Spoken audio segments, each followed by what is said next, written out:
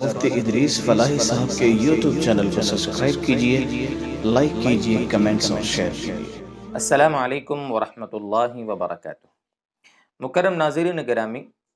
اللہ کے نبی صلی اللہ علیہ وسلم کی ایک روایت ہے، طلب العلم فریضۃ علی کل مسلم، او کما قال النبی صلی اللہ علیہ وسلم، کہ علم دین کا سیکھنا ہر مسلمان پر فرض ہے، یعنی جتنا اس کے اوپر دین فرض ہے اتنا ہی سیکھنا بھی اس کے ذمہ فرض ہے۔ علماء بننا تو فرض نہیں ہے، علماء بننا تو فرض کفایہ ہے۔ کسی علاقے میں اگر کچھ علماء ہوں جو عوام کی صحیح رہبری کر سکتے ہوں تو پھر اب ہر شخص کو عالم بننا ضروری نہیں ہے، لیکن جتنا دین اس پر فرض ہے اتنا تو سیکھنا اس کے لیے ضروری ہے۔ اس لیے ہماری ذمہ داری، ایک عام انسان ہونے کے ناطے ہماری ذمہ داری یہ ہے کہ ہم اپنے علماء سے، اپنے دین کے ڈاکٹروں سے جو اہل علم ہیں ان سے رابطہ کر کے اپنا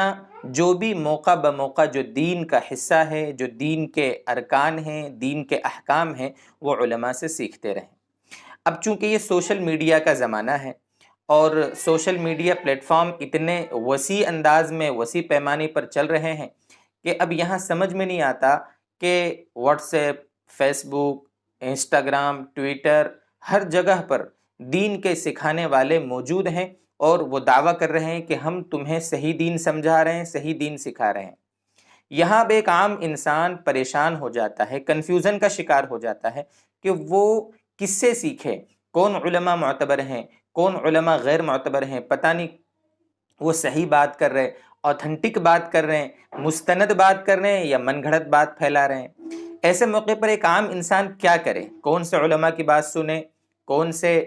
چینل کو سبسکرائب کرے، کون سے فیس بک پر علماء کو فالو کرے، کیا کرے؟ انشاءاللہ آج آپ کے سامنے ایک بنیادی بات اس بارے میں سمجھانے کی کوشش کروں گا۔ دیکھیں دوستو بزرگوں، سوشل میڈیا کے علماء سے تو ہم واقف نہیں ہوتے کہ پتہ نہیں وہ معتبر ہے کہ غیر معتبر، لیکن اپنے اپنے علاقے کے معتبر علماء کو تو ہم جانتے ہیں نا۔ اپنے محلے میں، اپنے شہر میں، اپنے گاؤں میں کوئی ایسا بندہ، کوئی ایسا عالم دین، کوئی ایسے مفتی صاحب تو ہوں گے کہ جن کے بارے میں آپ کو یقین ہے کہ ہاں یہ مفتی صاحب صحیح ہیں اور صحیح باتیں بتاتے ہیں۔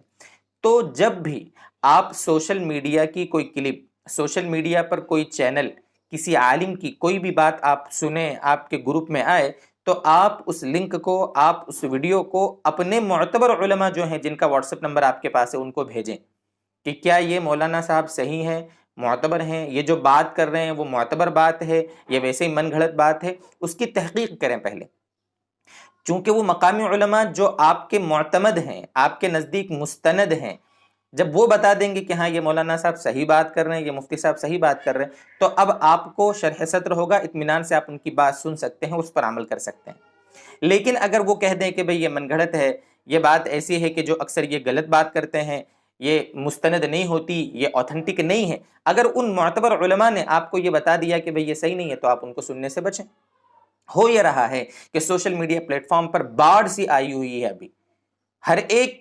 اپنے اپنے اعتبار سے یہ کوشش کر رہا ہے کہ میں زیادہ سے زیادہ اپنے ویورز بناؤں اور زیادہ سے زیادہ لوگوں تک اپنی بات پہنچاؤں۔ اس لیے بہرحال ایک عام انسان کی، ہم مسلمانوں کی ذمہ داری دوستو بزرگوں یہ ہے کہ ہم معتبر علماء کو سنیں۔ من گھڑت باتیں بہت زیادہ ہیں، من گھڑت باتیں 80% سے زیادہ امت میں چل رہی ہیں اور دین کی اوتھنٹک باتیں 20% بھی نہیں ہیں۔ بلکہ میں تو ہمارے معتبر علماء سے ریکویسٹ کروں گا، درخواست کروں گا کہ وہ آئیں، سوشل میڈیا پلیٹ فارم پر آئیں، امت کو صحیح بات بتائیں۔ بہت امت، اللہ معاف فرمائے، گمراہی میں مبتلا ہے دوستو بزرگوں۔